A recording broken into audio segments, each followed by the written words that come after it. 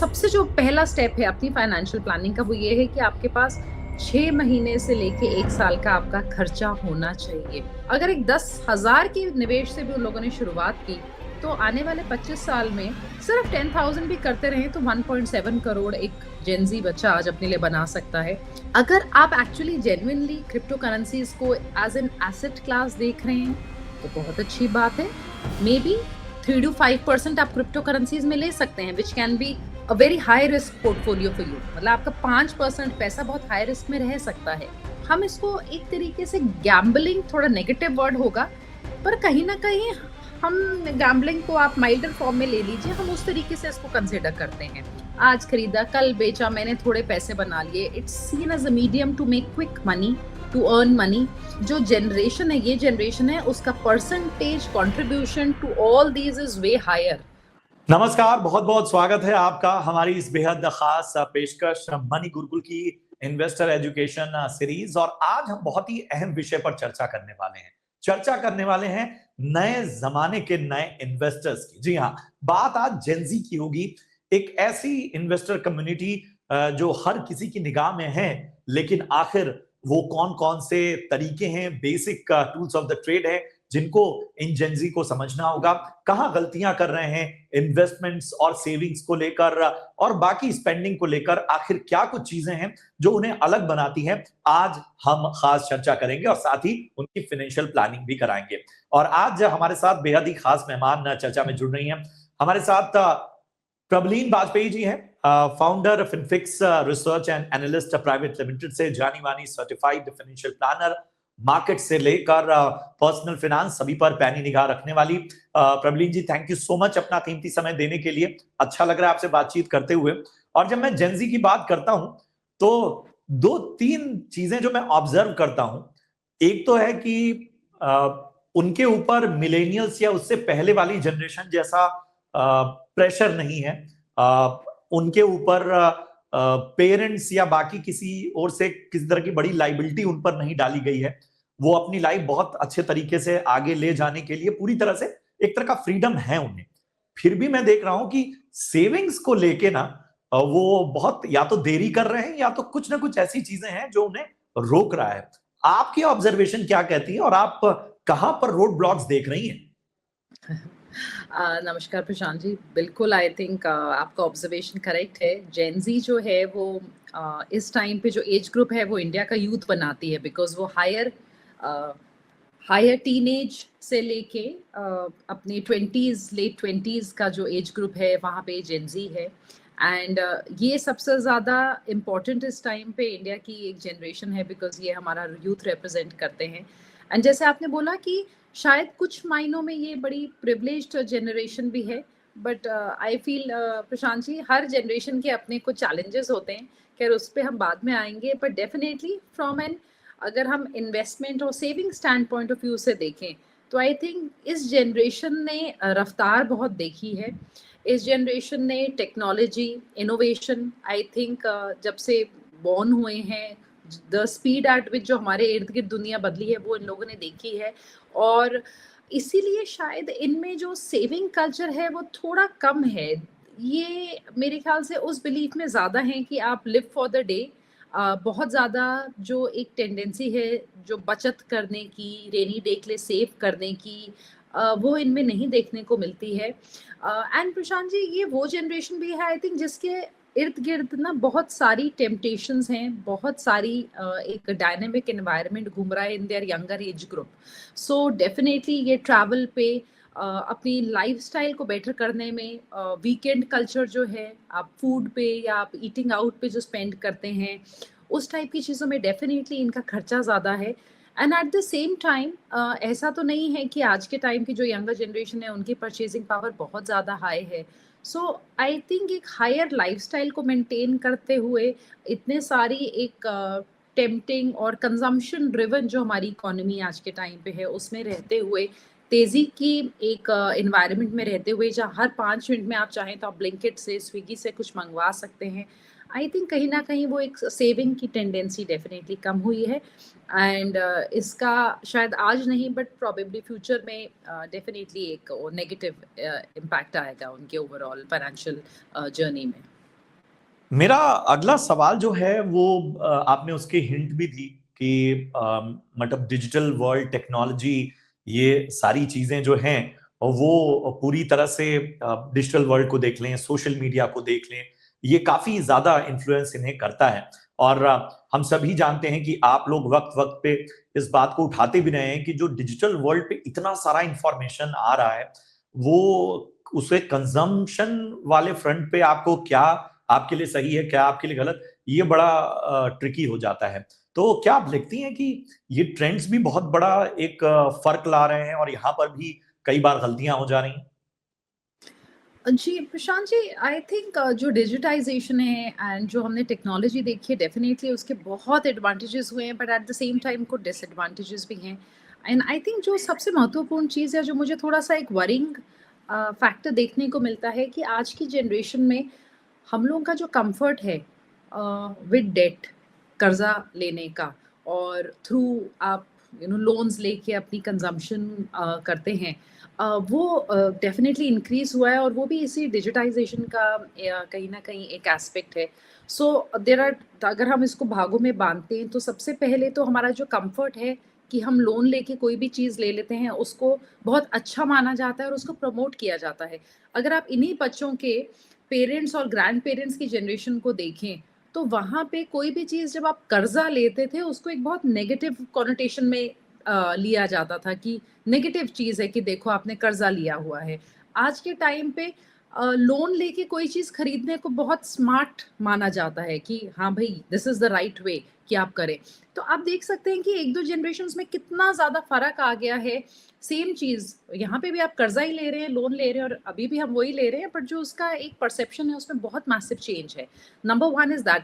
तो इन बच्चों का एक तो बहुत पैसा मुझे लगता है रीपेमेंट ऑफ लोन्स में भी निकलता है।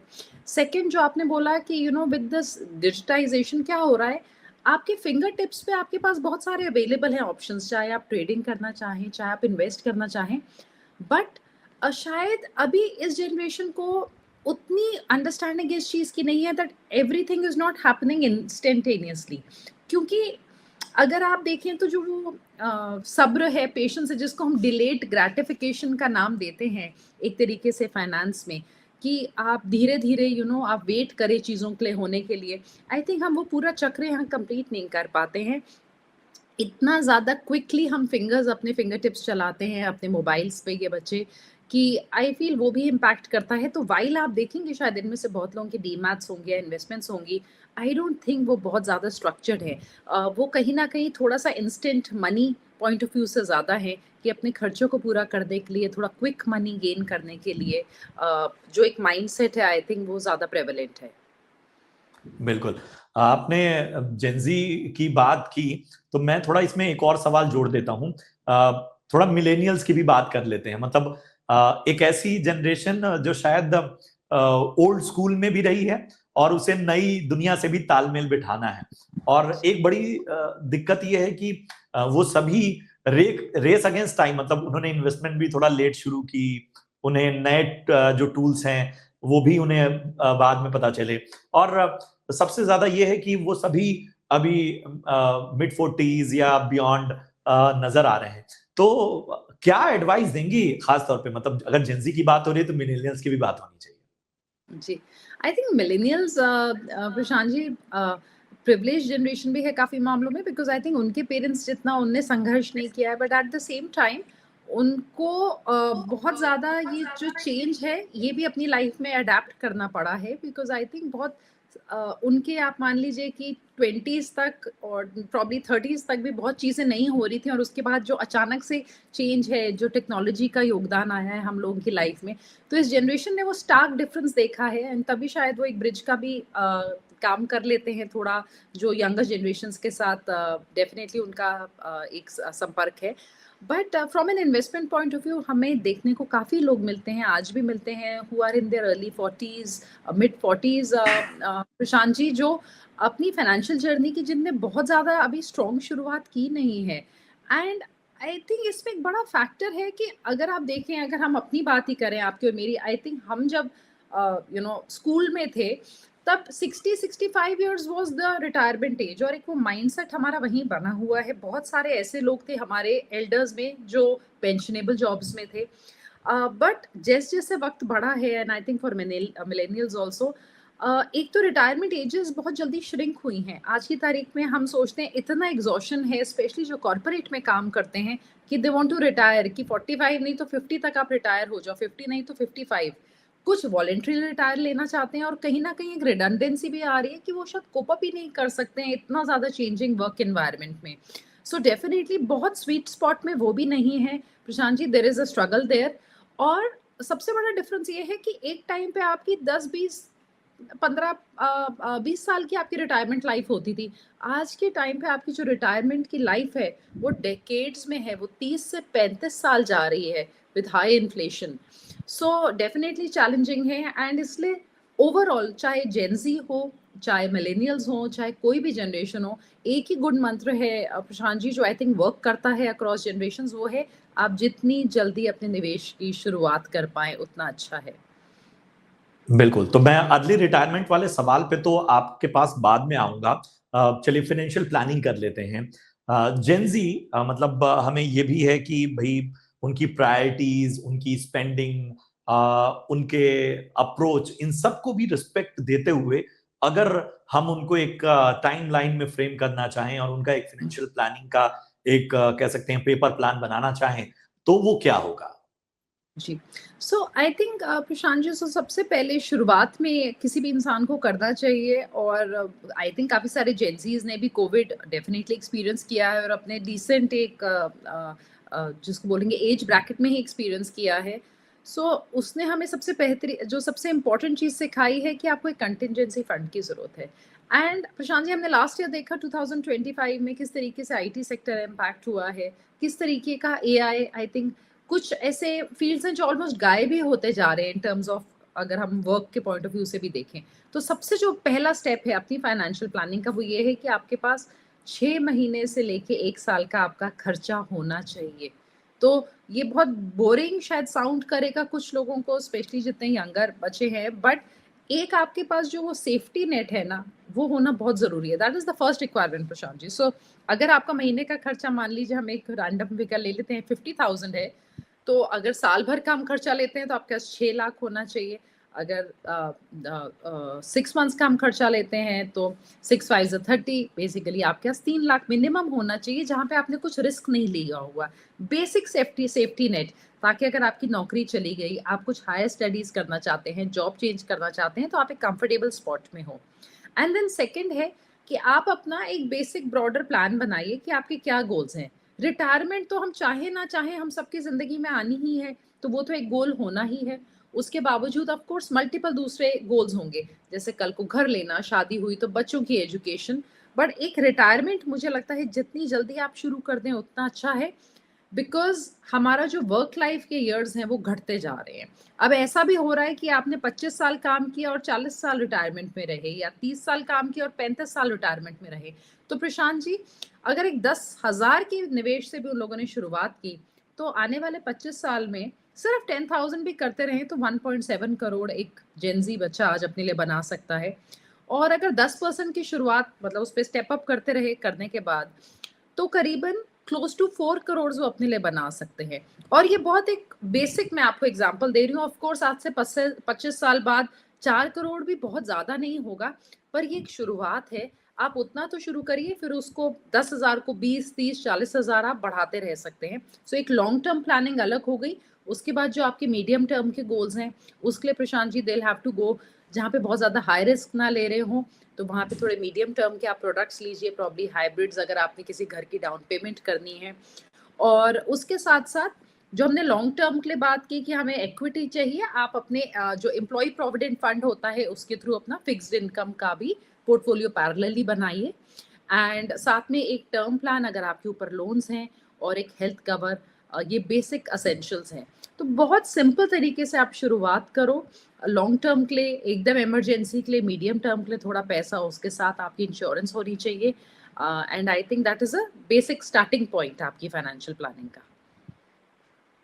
क्या बात है, मतलब ये हिस्सा जो है जो प्रबलीन जी ने बताया, ये चूंकि आजकल डिजिटल वर्ल्ड पे जेंजी ज्यादा हैं, तो हम इसको एक रील और शॉर्ट्स के फॉर्म में भी सर्कुलेट करेंगे ताकि ज्यादा से ज्यादा लोगों को इसका फायदा हो। प्रबलीन जी, हमें ये बताइए कि नए नए तरीके इन्वेस्टमेंट के आ रहे हैं, नए नए तरीके पैसे बनाने के आ रहे हैं। पैसे बनाने से ज्यादा पैसे को समझना भी बहुत जरूरी है। इन सब के बीच में एक वर्ड जो जेंजी के बीच बहुत पॉपुलर है वो है क्रिप्टो। मतलब मैं खुद मार्केट एंकर हूं, लेकिन मेरे कजिन्स हैं, मेरे कुछ फ्रेंड्स के बच्चे हैं, वो सीधे मुझसे पूछते हैं कि आप क्रिप्टो में क्या कहोगे। तो मैं वो सवाल आपको ही ट्रांसफर करता हूं, क्रिप्टो को लेकर और जेंजी से ही क्रिप्टो का रिश्ता आप देखती कैसी हैं? Prashant ji, I have been tracking crypto currencies. मैंने इसके ऊपर बड़ी रिसर्च भी की है, लिखा भी है 2014 से। तब बिटकॉइन जस्ट आया था and it started and then ethereum and everything. But I feel इसको हमने एक इमर्जिंग एसेट क्लास की तरह भी क्लासिफाई किया गया है। अगर आप ग्लोबली देखें तो आपके पास बाहर यूएस जैसी कंट्रीज में प्रोडक्ट्स भी हैं जो क्रिप्टो करेंसीज में हैं। अगर आपको बहुत ज़्यादा इंटरेस्ट आता है, सो इसको मैं 2 तरीके से अप्रोच करूंगी प्रशांत जी। नंबर 1 दैट अगर आप एक्चुअली जेन्युइनली क्रिप्टो करेंसीज को एज एन एसेट क्लास देख रहे हैं तो बहुत अच्छी बात है। जैसे हम बोलते हैं कि आप एसेट एलोकेशन कीजिए और कुछ निवेश आपका हर एसेट क्लास में होना चाहिए, फिक्स्ड इनकम, इक्विटीज में, गोल्ड में, रियल एस्टेट में, हर चीज में होना चाहिए। आप एक परसेंटेज क्रिप्टो में भी रख सकते हैं। तो अगर आपके पास ओवरऑल 100 रुपए है इन्वेस्ट करने के लिए, मे बी 3 to 5% आप क्रिप्टो करेंसीज में ले सकते हैं, which can be a very high risk portfolio for you. मतलब आपका 5% पैसा बहुत हाई रिस्क में रह सकता है। बट सवाल ये है प्रशांत जी, इसको कैसे किया जाए। सो आइडियली मुझे लगता है अगर आप जैसे बाहर सिक्योरिटीज एंड एक्सचेंज बोर्ड है जो एक काउंटर पार्ट है इंडिया में सेबी का, उनके द्वारा नियमित ईटीएफ्स में लगा रहे हैं जो क्रिप्टोज में करते हैं। क्रिप्टोज अंडरलाइंग जो एसेट है उनमें आप निवेश कर रहे हैं तो भी आपका रिस्क कुछ घट जाता है, और उसको मैं एक बेटर और सेंसिबल अप्रोच मानूंगी to take allocation to crypto currencies. But अगर आप वो एक समझदार इंसान का एक अप्रोच आइडियली होना चाहिए। But I feel Prashant ji, जो प्रॉब्लम ये है that we are looking at crypto, हम इसको एक तरीके से गैम्बलिंग, थोड़ा नेगेटिव वर्ड होगा, पर कहीं ना कहीं हम गैम्बलिंग को आप माइल्डर फॉर्म में ले लीजिए, हम उस तरीके से इसको कंसिडर करते हैं। आज खरीदा, कल बेचा, मैंने थोड़े पैसे बना लिए। It's seen as a medium to make quick money, to earn money. और यही प्रॉब्लम हमने एफएनओ में देखी है, यही प्रॉब्लम हम ट्रेडिंग में देख रहे हैं। और जो जनरेशन है, ये जनरेशन है, उसका percentage contribution to all these is way higher.